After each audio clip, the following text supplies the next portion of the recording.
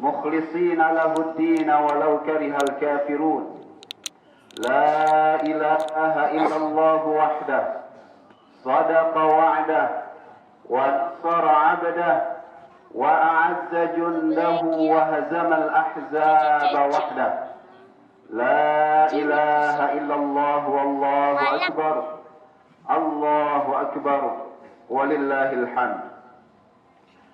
الحمد لله رب العالمين نحمده ونستعينه ونستغفره ونعوذ بالله من شرور أنفسنا وسيئات أعمالنا من يهده الله فلا مضل له ومن يضلله فلا هادي له أشهد أن لا إله إلا الله وحده لا شريك له وأشهد أن محمدا عبده ورسوله لا نبي بعده.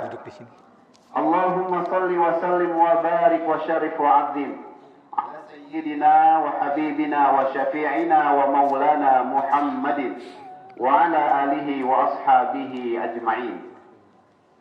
أما بعد فيا عباد الله أوصيكم وإياي بتقوى الله وطاعته لعلكم تفلحون كما قال الله تعالى في كتابه الكريم. أعوذ بالله من الشيطان الرجيم بسم الله الرحمن الرحيم. يا أيها الذين آمنوا اتقوا الله حق تقاته ولا تموتن إلا وأنتم مسلمون. وقال أيضا يا أيها الذين آمنوا اتقوا الله وقولوا قولا سديدا يصلح لكم أعمالكم ويغفر لكم ذنوبكم ومن يطع الله ورسوله فقد فاز فوزا عظيما. وقال رسول الله صلى الله عليه وسلم اتق الله حيثما كنت واتبع السيئة الحسنة تمحها وخالق الناس بخلق حسن. صدق الله العظيم وصدق رسوله النبي الحبيب الكريم ونحن على ذلك من الشاهدين. Ma'asyiral hadirin, jamaah salat Idul Adha yang dimuliakan oleh Allah Subhanahu wa taala. Alhamdulillah, segala puji kita panjatkan kehadirat Allah Subhanahu wa taala. Allah Rabb kita yang telah mencurahkan nikmat yang begitu banyak kepada kita. Allah Rabb kita yang telah mencurahkan rahmatnya dan hidayahnya untuk kita. Sehingga pada pagi ini kita semua bisa berkumpul di tempat ini untuk menyambut seruan Allah Subhanahu wa taala. Kita berkumpul untuk merendahkan diri kita di hadapan Allah.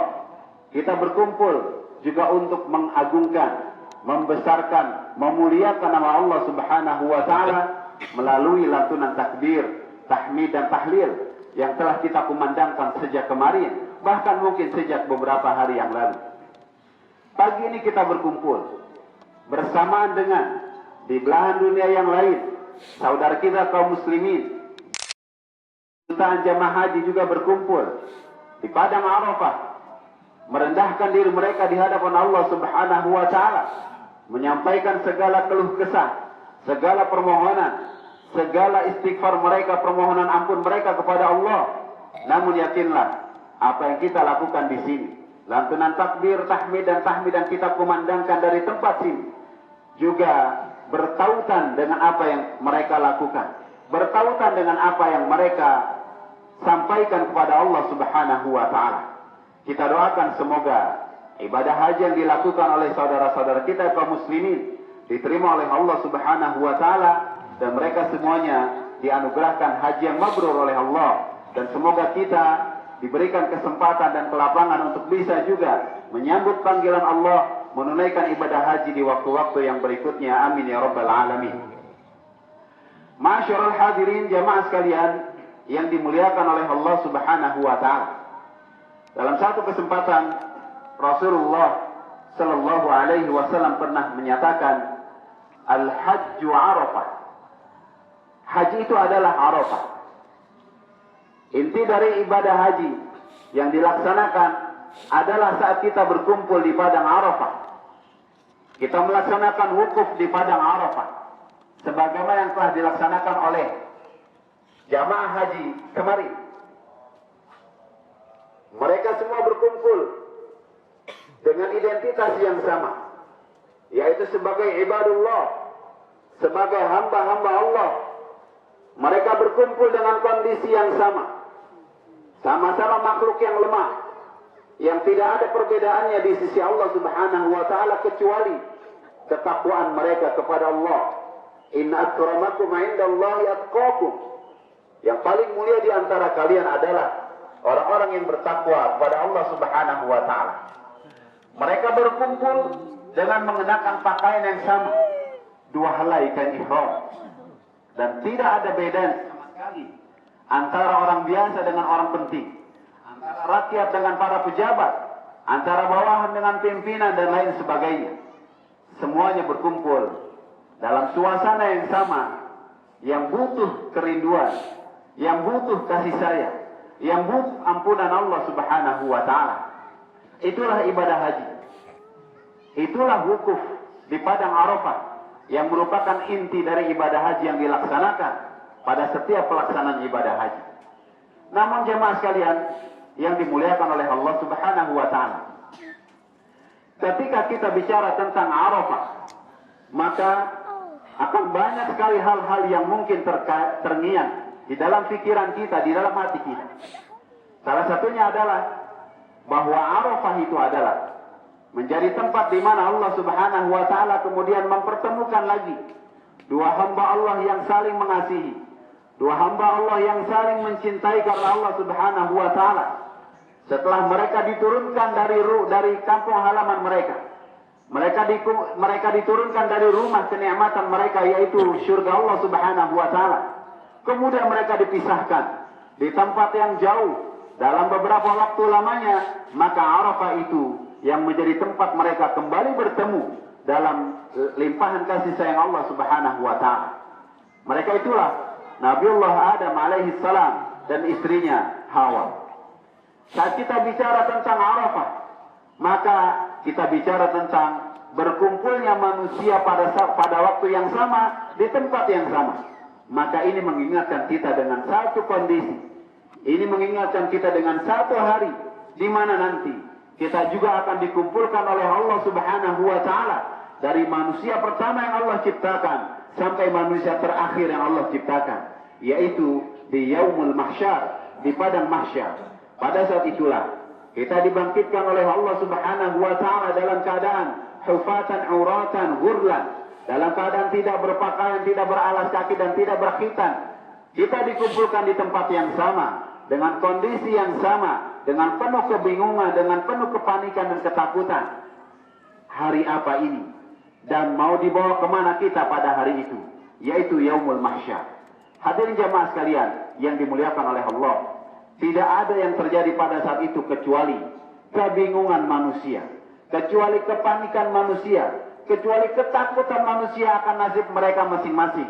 Sehingga ada seorang suami yang datang kepada istrinya, kemudian meminta belas kasihan, meminta bantuan dari istrinya. Istrinya hanya mengatakan, wahai suamiku, hari ini adalah hari di mana kita akan mempertanggungjawabkan perbuatan kita masing-masing.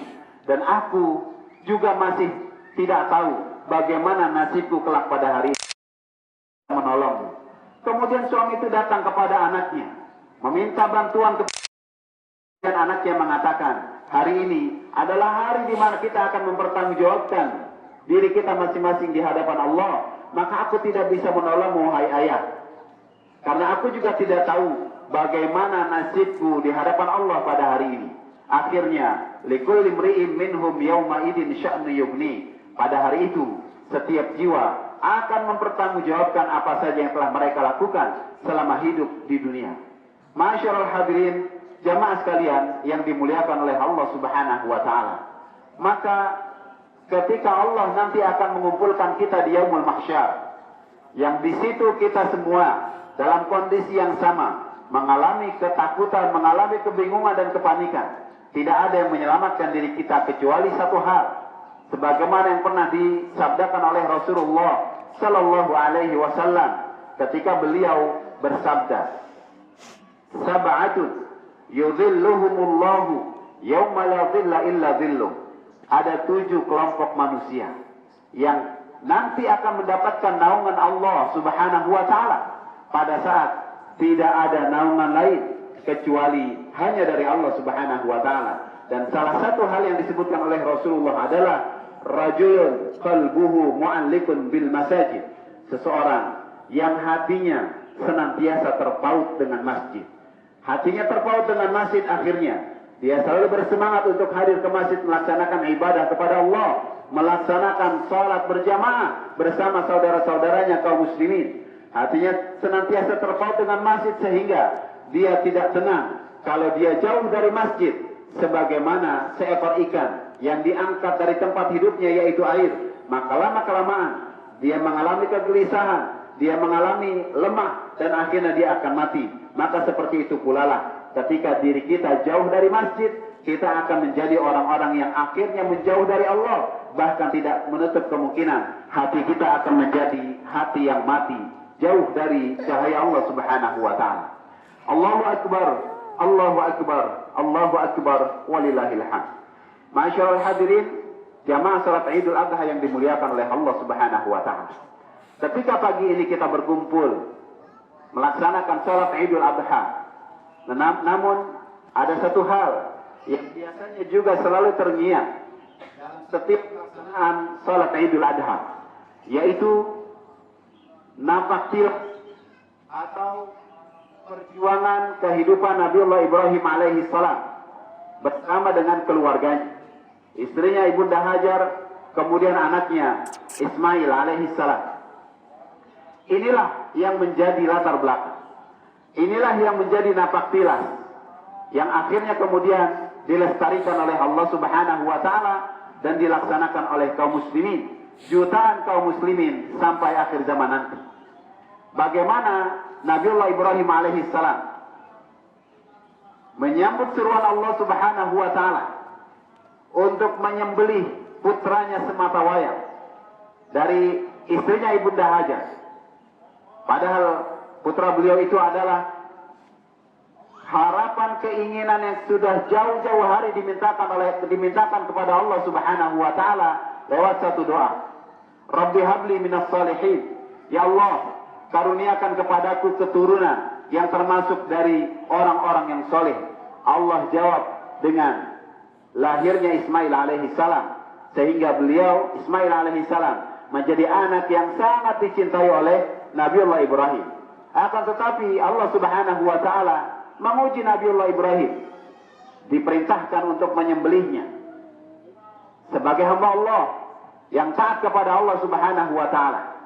Meskipun secara manusiawi ada kegundahan luar biasa, ada kesedihan luar biasa ketika harus menyembelih anaknya yang sangat dicintai, namun ketika bicara itu adalah perintah Allah, maka tidak ada lain kecuali beliau harus melaksanakan apa yang diperintahkan oleh Allah Subhanahu wa taala. Lihat pula apa yang dijawab oleh Ismail ketika melihat atau mengetahui kegundahan hati dari ayahnya, yaitu Nabiullah Ibrahim. Maka Ismail hanya mengatakan, wahai ayahku, kalau ini adalah perintah Allah Subhanahu wa taala, maka laksanakan dan doakan semoga aku termasuk orang-orang yang sabar di jalan Allah Subhanahu wa taala. Hadirin jamaah sekalian yang dimuliakan oleh Allah Subhanahu wa taala. Ini satu episode dalam kehidupan Nabiullah Ibrahim alaihi salam yang diabadikan dalam sejarah, yang diabadikan dalam kehidupan manusia seterusnya. Nabiullah Ibrahim menyembelih anaknya sebagai bukti ketaatan kepada Allah, bukti kecintaan kepada Allah yang cintanya jauh lebih besar dibandingkan cintanya kepada keluarganya, cintanya kepada anaknya, sampai akhirnya Allah menjawab kecintaan Nabiullah Ibrahim alaihi salam kepada Allah dengan mengganti anaknya Ismail alaihi salam dengan seekor domba yang besar. Hadirin jamaah sekalian yang dimuliakan oleh Allah, inilah yang akhirnya kita abadikan, kita lestarikan di setiap Yaumul Adha, Yaumul Idul Adha, hari raya Idul Kurban. Kita menyembelih hewan kurban, sapi, kerbau, kambing, domba ataupun onta. Jamaah sekalian yang dimuliakan oleh Allah Subhanahu wa taala, ketika kita menyembelih hewan kurban, maka sesungguhnya ini adalah sebuah simbol perjuangan kita di jalan Allah Subhanahu wa taala, simbol perjuangan kita terhadap kecintaan kita kepada Allah Subhanahu wa taala, simbol perjuangan ketaatan kita terhadap sunnah yang sudah diwariskan oleh Nabi kita, yaitu Nabiullah Ibrahim alaihissalam. Ada beberapa pelajaran penting dari prosesi penyembelihan kurban yang biasa kita lakukan, yang merupakan simbol ketaatan kita kepada Allah Subhanahu wa Ta'ala. Yang pertama adalah saat kita menyembelih hewan kurban, maka ini sebuah simbol dari proses menyembelihnya diri kita terhadap kesombongan yang ada di dalam diri kita. Bayangkan saat terputusnya leher hewan kurban itu, maka harusnya ini juga menjadi sebuah simbol putusnya kesombongan yang ada di dalam diri kita. Jamaah sekalian yang dimuliakan oleh Allah, karena tidak ada gunanya sama sekali saat kita terus menyimpan kesombongan di dalam diri kita. Dan setiap kita punya pulang kesombongan yang begitu banyak. Kesombongan karena bagusnya rupa kita, tampannya atau cantiknya rupa kita. Kesombongan karena materi yang kita punya. Kesombongan karena kedudukan atau posisi yang kita pegang. Kesombongan karena bahkan bisa jadi ilmu yang kita miliki, atau bahkan ketaatan dan kesolehan kita kepada Allah Subhanahu wa Ta'ala. Begitu banyak peluang-peluang kesombongan yang mungkin muncul di dalam diri kita. Maka jangan sampai kemudian kita memberi tempat kesombongan itu ada di dalam diri kita. Karena Rasulullah Sallallahu Alaihi Wasallam sudah mengingatkan, la yadkhulul jannah man fi qalbihi mithqala dzarratin minal kibr. Tidak akan masuk surga orang yang di dalam hatinya ada secuil saja sifat dari kesombongan. Hadirin jamaah sekalian, lihatlah dalam sejarah kehidupan manusia apa yang dialami oleh orang-orang yang sombong dengan berbagai macam model kesombongan mereka. Sejarah mencatat ada seorang penguasa yang begitu dikdaya, namun karena dia tidak beriman kepada Allah, dia jalankan kekuasaannya itu dengan sewenang-wenang, yaitu Fir'aun. Akhirnya dia dibinasakan oleh Allah Subhanahu wa Ta'ala. Ada seseorang yang sombong karena harta, yang tidak lain merupakan kerabat Nabiullah Musa alaihi salam. Tetapi karena dia lupa diri, dia menjadi orang-orang yang membangkang terhadap perintah Allah. Tetapi dengan kesombongan karena hartanya itu, dia juga dibinasakan oleh Allah Subhanahu wa Ta'ala. Ada seseorang yang begitu gagah perkasa, menjadi panglima pasukan yang begitu besar, yaitu Hammam, yang akhirnya kemudian Haman dibinasakan oleh Allah Subhanahu wa Ta'ala karena kesombongannya. Bahkan kita juga akan menemukan begitu banyak orang-orang dalam kehidupan kita saat ini yang karena kesombongannya akhirnya dia dibinasakan oleh Allah Subhanahu wa Ta'ala. Hadirin jamaah sekalian yang dimuliakan oleh Allah, ketika kita menyembelih hewan kurban, maka sesungguhnya itu adalah sebuah simbol dari penyembelihan sifat egoisme yang bersemayam di dalam diri kita. Egoisme yang membuat kita menilai, kita merasa kita adalah orang yang paling baik, kita lebih baik dibandingkan orang lain. Tapi itulah yang membuat iblis laknatullah alaih dilaknat oleh Allah sepanjang masa sampai hari kiamat. Yang membuat iblis laknatullah alaih diusir dari surga, kemudian akhirnya dia dimasukkan ke dalam neraka.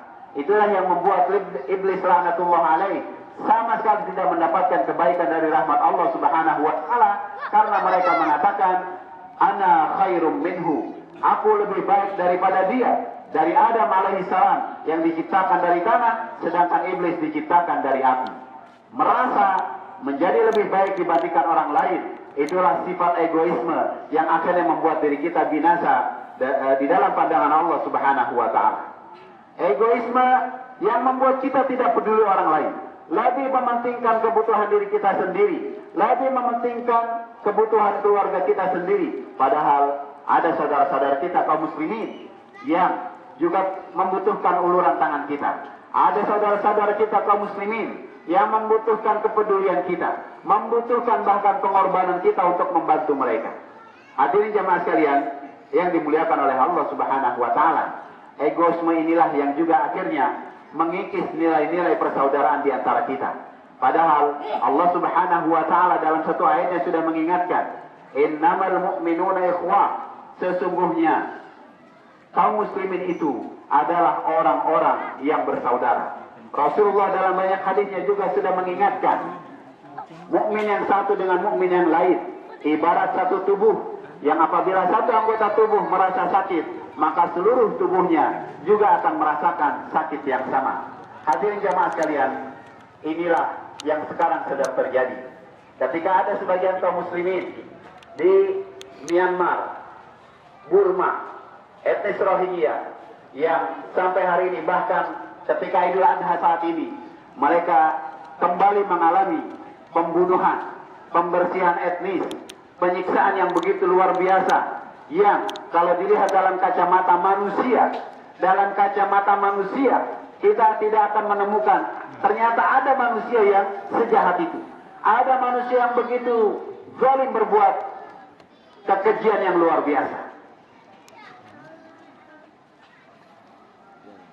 Ada seorang muslim yang akhirnya dia dibelah badannya seperti kita membakar kambing guling, dan itu terjadi di sana.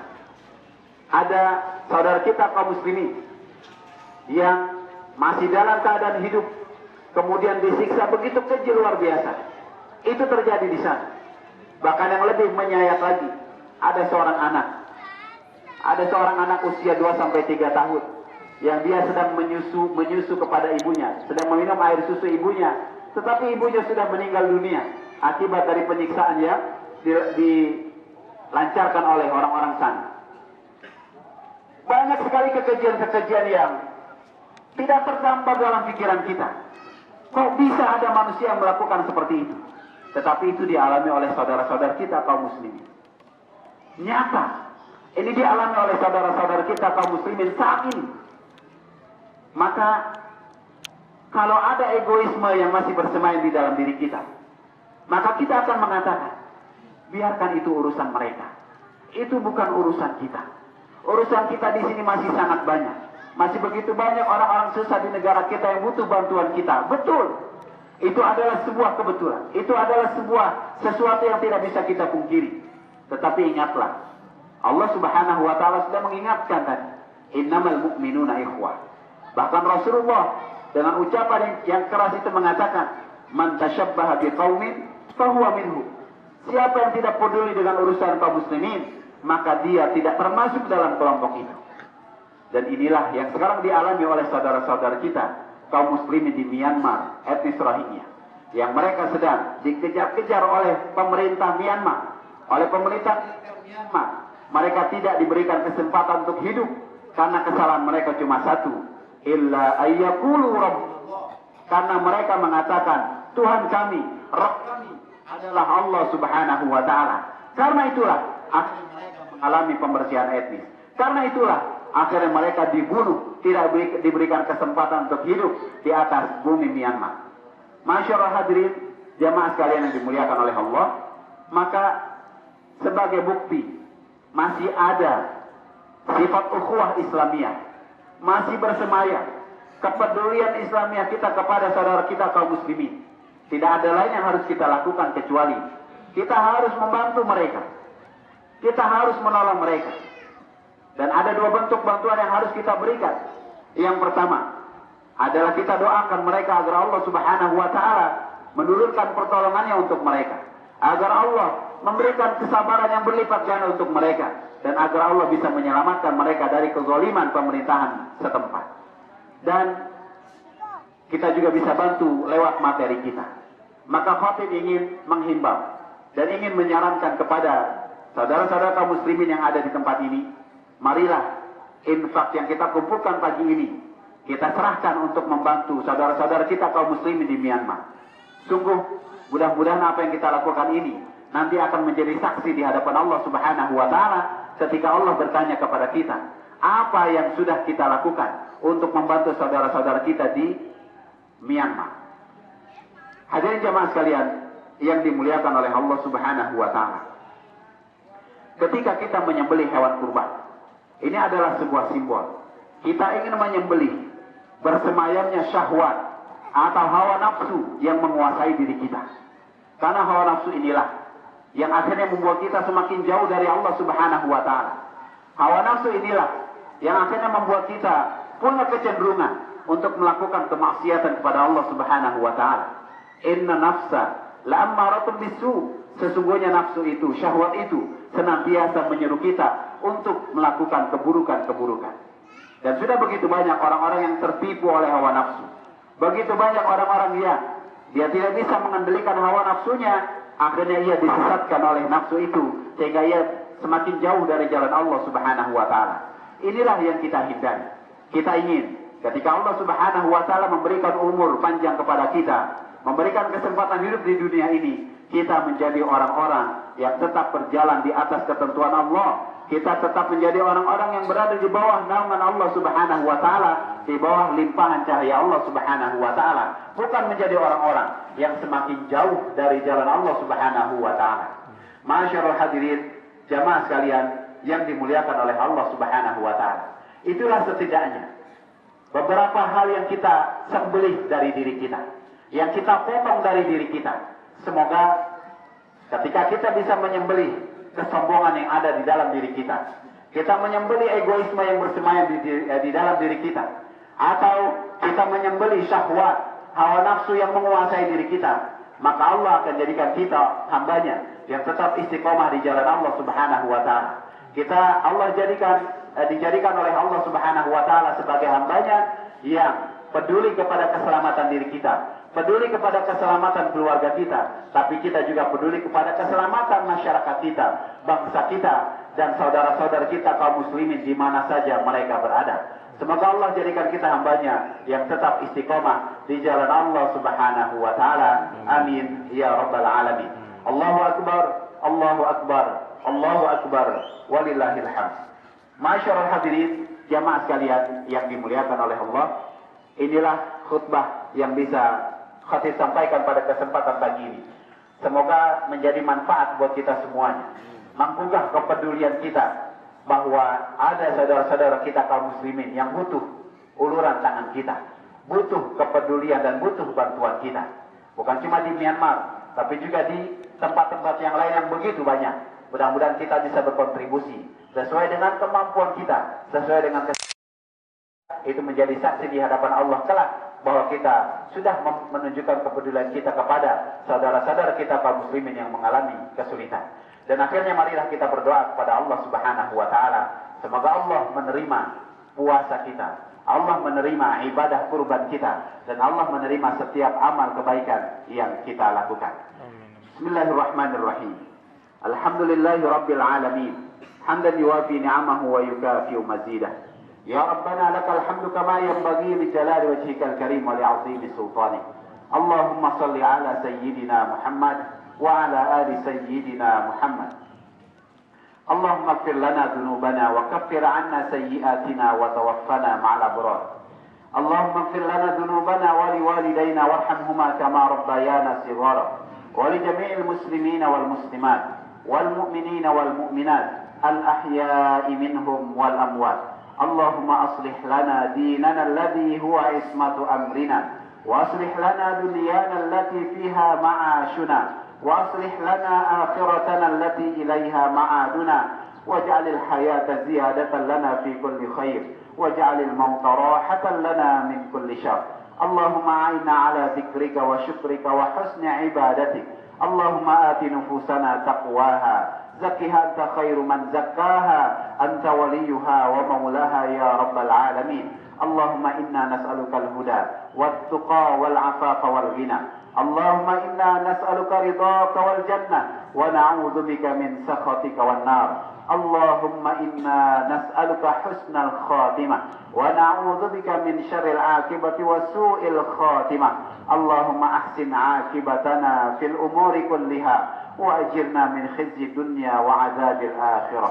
اللهم لا تدع لنا في مقامنا هذا ذنبا إلا غفرته ولا هما إلا فرجته ولا مريضا إلا شفيته ولا عيبا إلا سترته ولا ميتا إلا رحمته ولا دينا إلا قضيته ولا عسيرا إلا يسرته ولا حاجة من حوائج الدنيا والآخرة إلا قضيتها يا رب العالمين.